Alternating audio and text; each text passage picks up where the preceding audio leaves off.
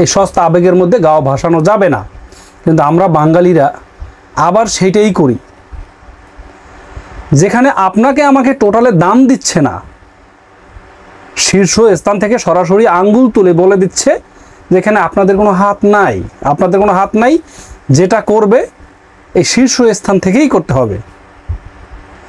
এখানে অন্য কোনো মানুষের নাক গলানোর দরকার নাই। সেখানে আমরা এই সস্তা আবেগ, সস্তা ভালোবাসা, এই যে শার্ট কিনি, টি শার্ট কিনি, জার্সি কিনি, এগুলোর টাকাগুলো অহেতুক নষ্ট করি আমরা।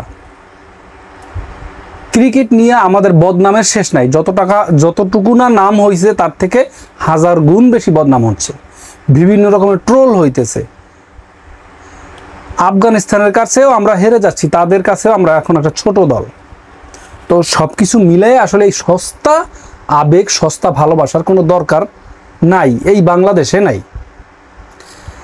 বোর্ডের শীর্ষ স্থান থেকে যদি সরাসরি বলে দেওয়া হয়, সাংবাদিকদের সামনে সরাসরি স্পষ্ট করে বলে দেওয়া হয় যে কোচকে নির্ধারণ করবে, ক্যাপ্টেনকে নির্ধারণ করবে, এটা সম্পূর্ণ বোর্ড ডিসিশন নেবে।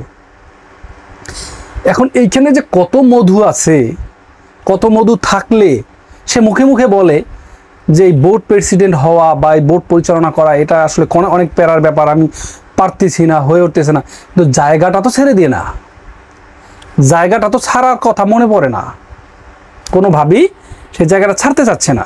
প্যারা মনে হইতেছে, ম্যানেজ করা কঠিন হইতেছে, হ্যাঁ, মানুষ বদনাম গাইতেছে, মানুষ তোমাকে চাচ্ছে না, তবুও জায়গাটা তো ছাড়তে রাজি না।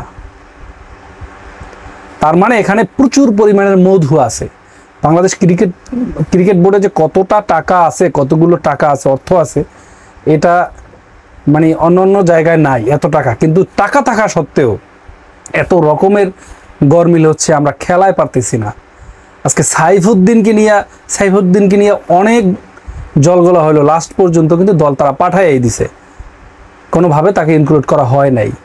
মেহেদী মিরাজ যে কিনা ক্যাপ্টেন হওয়ার যোগ্যতা রাখে, সে দলে জায়গা পায় না। এখানে যে ক্যাপ্টেন হয়েছে, তার স্ট্রাইক রেট, তার গড়, তার রিসেন্ট ম্যাচগুলা, এগুলা পর্যালোচনা করা হয়েছে বিভিন্নভাবে, এগুলো নতুন করে বলার কিছু নাই। তবে আমাদের সস্তা ভালোবাসা, আমরা প্রত্যেকবারই বিশ্বকাপ আসলে নেক্সট বিশ্বকাপের কথা বলি এবং দিন শেষে আমরা নিজেদের কান নিজেরা ধরি, নিজেরা নাকে খত দিই না, আর বাংলাদেশের খেলা দেখবো না, বাংলাদেশকে সাপোর্ট করবো না।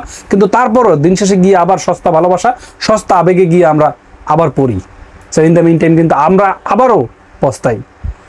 এভাবে আমরা পস্তাইতে থাকবো, তারা মাল কামাইতে থাকবে, তারা টাকা কামাইতে থাকবে, এতে কোনো সন্দেহ নাই। তাদের জায়গা তারা ছাড়বে না। তারা স্পষ্ট যেই দেশের ক্রিকেট চলে মানুষের আবেগের কারণে, মানুষের ভালোবাসার জায়গা থেকে আমরা সাপোর্ট করি, সেখানে সাপোর্টারদেরকে বা বিভিন্ন সাংবাদিকদেরকে স্পষ্ট করে বলে দেওয়া হয়েছে শীর্ষ স্থান থেকে যে ক্যাপ্টেন এবং কোচ এইগুলো নির্বাচন করবে শুধুমাত্র বোর্ড। এখানে আমরা ভালো মন্দ বুঝবো না, তারা যাকে চাইবে এবং সেই কোচ যেইটা চাইবে, যেই প্লেয়ারকে চাইবে তাদেরকেই সিলেক্ট করবে, এর বাইরে কোনো কথা নাই।